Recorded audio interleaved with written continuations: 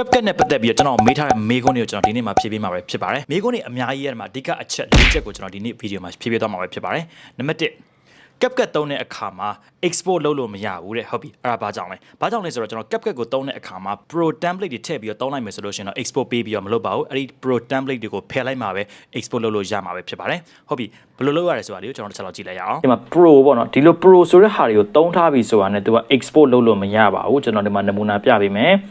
ပြီးပြီเนาะပြီးပြီဆိုတော့ကျွန်တော်ဒီမှာ export လုပ်ကြည့်မယ်ဒီမှာ you are using pro feature ဆိုပြီးကျွန်တော်တို့ပြောနေတယ်အဲ့တော့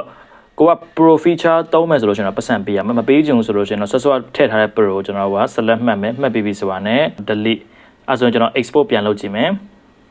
အဲ့ဒါဆိုလို့ကျွန်တော်ဒီမှာ export လုပ်လို့ရသွားပြီပဲဖြစ်ပါတယ် Okay number 2 language တွေမတူတဲ့ language မတူတဲ့ခါကျရင်ကျွန်တော် language setting လေးကို change ပေးရမှာဖြစ်ပါတယ်အဲ့တော့ဘယ်လို change ရလဲဆိုတော့ဒီ video ကိုတစ်ချက်လောက်ကြည့်လိုက်ရအောင်ဒါ CapCut ကိုဖွင့်လာကြတာဒီပေါ်မှာ setting ဆိုတဲ့ဟာလေးရှိရဒါလေးကိုထောက်လိုက်ပြီးဆိုတော့ဒီမှာ app language ဆိုတဲ့ဟာလေးရှိရဒါလေးကိုနှိပ်လိုက်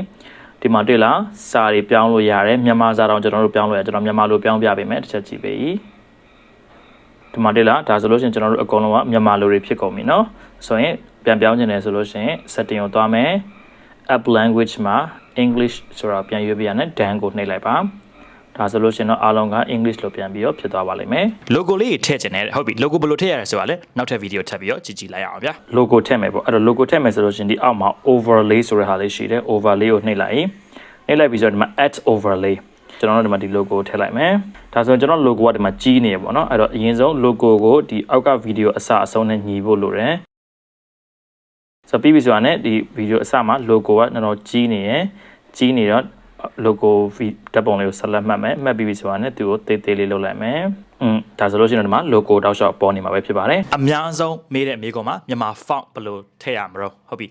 ကိုက Android phone သုံးလို့ရှိရင်တော့မြန်မာ font ထည့်လို့ရပါတယ်မြန်မာ font ဘယ်လိုထည့်ရလဲဆိုတာကိုလည်းကျွန်တော် video တစ်ပုဒ်အနေနဲ့ရှင်းပြထားပေးပါတယ်အဲ့မှာသွားပြီးတော့ကြည့်ပေးပါကိုယ့်ရဲ့ phone က Android ဆိုလို့ရှိရင်ပေါ့အကယ်၍ iPhone ဆိုလို့ရှိရင်တော့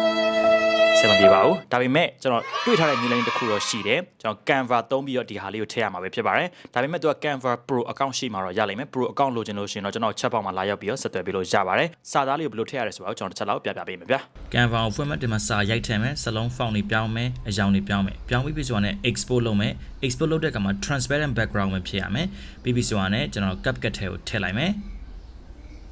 ဒါဆိုလို့ရှိရင်တော့မြန်မာ font လေးဒီမှာမှန်သွားတာလေးကိုတွေ့ရပါလိမ့်မယ်Okay ဒါဆိုလို့ရှိရင်တော့ကျွန်တော်ကိုအများဆုံးမေးထားတဲ့မေးခွန်းတွေကိုဖြည့်ပေးသွားတာပဲဖြစ်ပါတယ်အဲ့တော့ CapCut ကိုမတုံ့တက်သေးလို့ရှိရင်လည်းကျွန်တော်ရဲ့ဒီဗီဒီယိုလေးကိုကြည့်ဖို့အတွက်လည်းတိုက်တွန်းလိုက်ပါရစေအားလုံးနောက်ထပ်ဗီဒီယိုမှာပြန်ဆုံကြမယ်နော် bye bye